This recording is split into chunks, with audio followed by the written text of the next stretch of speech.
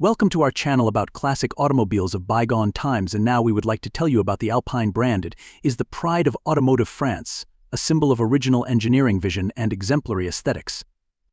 More than half a century ago, her graceful predatory sports cars ironed winding tracks, won rally victories, and even served in the police.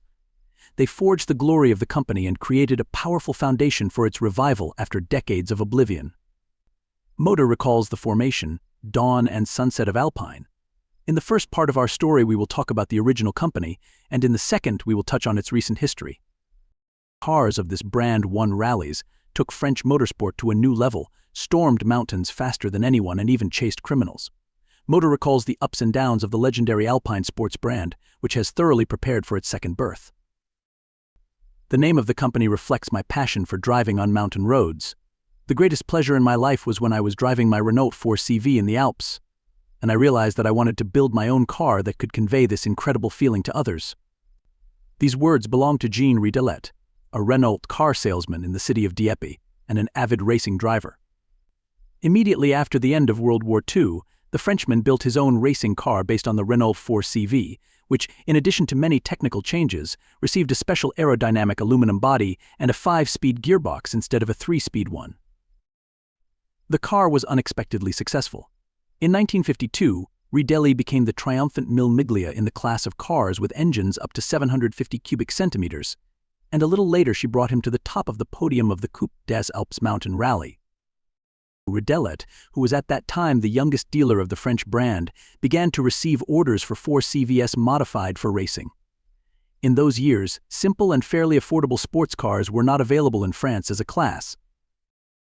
An enterprising salesman who graduated from the Paris Higher School of Commerce realized that it was time to establish his own production of frisky cars. He decided to name the new company Alpine, translated as Alpine in honor of the victory in the Cup of the Alps. The main one for the first Alpine model was the same Renault 4CV. The most massive French car of that time was considered a reliable car, but suffered from overweight and terrible aerodynamics. The development of the new body was entrusted to a young Italian specialist, Giovanni Michelotti, and the Chap brothers took over the execution of the order. The latter owned the company Chap Etd, which was one of the first in history to launch the production of fiberglass car bodies. In 1955, Alpine entered into a formal agreement with Renault to supply chassis, engines, and other components for the new brand. And already in September, the first 3 copies of the Alpine 106, painted in red, white, and blue, the colors of the French tricolor, were presented to Renault management in the courtyard of the main enterprise in Billancourt. The name of the first model became a reference to the code designations 1060, 1062, and 1063, under which the original Renault 4CV was certified. The Alpine 106 was equipped with a 747cc inline-4 that developed 21, 30 or 43 horsepower Mille Miglia version. In addition to the standard 3-speed transmission, the A106 could also be ordered with the latest 5-band transmission, which in those years cost as much as half a Renault 4CV. But even despite the high price, the most complete model was in good demand. 2 years after the debut of the 106, the French released an open version of it, developed by the same Michelotti, and soon the A108 model appeared.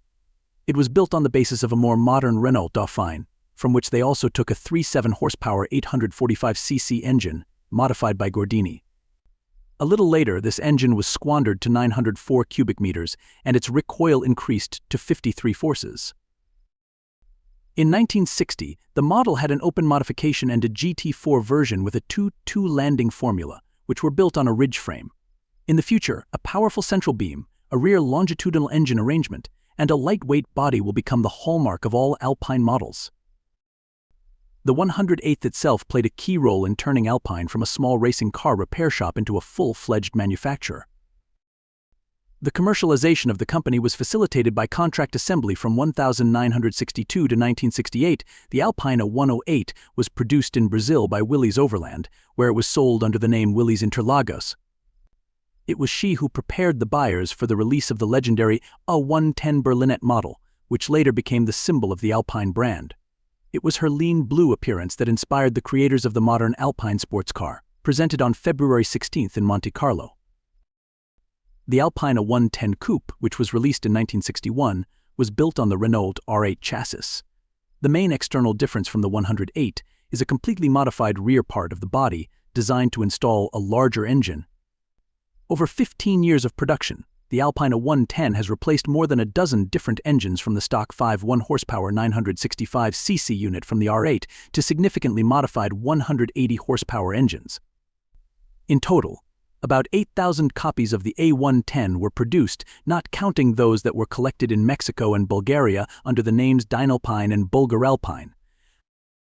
In the late 1960s and early 1970s, the Alpine 110, characterized by excellent dynamics, stability at high speeds and excellent handling, gained fame as the most effective fighter in rally and circuit racing. In 1973, the Renault Alpine team won the first ever WRC World Rally Championship season, culminating in the Monte Carlo Rally, where the French occupied the top 5 positions in the final protocol. The success of Alpine cars in racing competitions led to the absolute favor of Renault, which took over the full financing of the small company. Alpine cars began to be sold and delivered to customers through official Renault dealers throughout France. Modified versions of the A110 Coupe were in service with a special high-speed unit of the French police that patrolled major highways. The lightweight coupe, equipped with a 110-horsepower 1.6-liter engine, could accelerate faster than 215 kilometers per hour and left little chance for violators. However, the patrolmen themselves, who served in a cramped and noisy sports hall, sometimes had a hard time. However, by the mid-1970s, the Alpine brand had already begun to decline. The civilian version of the A110, which was produced for almost 15 years, finally exhausted the possibilities for modernization, and the rally car fell victim to the Lancia Stratos. The French could not compete with the Italian rally car, which was originally designed to participate in racing competitions. In 1973, sales of Alpine cars, which had to temporarily suspend production due to the outbreak of the oil crisis, fell by almost half. If in 1972 the French sold about 1,500 Alpines, then 2 years later this figure barely exceeded 950 pieces. The company was on the verge of bankruptcy, but Renault did not abandon its pet. In 1974, Renault completely bought out Alpine's assets and repaid its debts. Having received the long-awaited financing in 1976, the Alpine brand released the first road car with a 6-cylinder engine, a 150-horsepower 2.7-liter V6 PRV unit, which was equipped with top models from Peugeot, Renault, Volvo, and even the famous DeLorean DMC-12. It was an updated 310 model, which had previously been produced only with a 4-cylinder 1.6. However, the appearance of the new version had almost no effect on sales. That's because Alpine cars turned out to be too expensive. The process of building one car, assembled manually, was extremely laborious and required at least 130 hours. Therefore, every year there were no more than 1,000 people who wanted to buy an exclusive French car that could compete with a Porsche 911. In total, from 1971 to 1984, 2,300 cars with a 4-cylinder engine and 9,300 with a V6 engine were produced. The 308th was replaced by the GTA Gran Turismo Alpine model, which was already sold under the Renault Alpine brand. The sports car received a new fiberglass body using polyester fibers. The coupe, equipped with a 160-horsepower 2.8-liter naturally aspirated V6, had a drag coefficient of 0.28. At that time, this was the best indicator among sports cars with naturally aspirated units. Later, the Renault Alpine GTA engine line was replenished with a 2.5-liter turbocharger, and this car turned out to be lighter and more agile than its main competitor, the Porsche 944, but also more expensive. The French managed to reduce the construction time of one car by almost half, from 130 to 77 hours, but this did not affect the price. Alpine still sold just over 1,000 cars a year. The second generation of the GTA model, called the A610, could not fix the situation. The top version of the coupe was equipped with a 280-horsepower 3-liter V6 PRV turbo engine, which allowed the car to gain 105.5 seconds and accelerate to 290 kilometers per hour. The model received high reviews in the press, including the British TV show Top Gear, but this did not save Alpine from bankruptcy. The history of the brand came to an end in the mid-90s when Renault management decided not to spend money on upgrading already irretrievably outdated rear-engined cars. The Alpine brand was abolished, and in 1996, the production of a fundamentally new sports car, the Renault Sport Spider, was launched at the vacated facilities in Dieppe, Who would have thought that 2 decades later we would witness the second birth of the brand? The A110 of the new millennium with the style of the classic 110th was shown at the Geneva Motor Show in 2017. The restart was a success. It is elegant, like a fashionable Parisian woman, and built according to motorsport canons. A turbocharged 1.8-liter engine and a 7-speed preselective robotic gearbox with 2 clutches are located at the rear within the wheelbase. The front and rear suspension are mounted on double wishbones. The weight is like that of 3 motorcycle cruisers. The new Alpine A110 has thrown down the gauntlet of the Porsche Cayman and Audi TT, but being a truly French creation, it gives the driver a very special bouquet of emotions and sensations.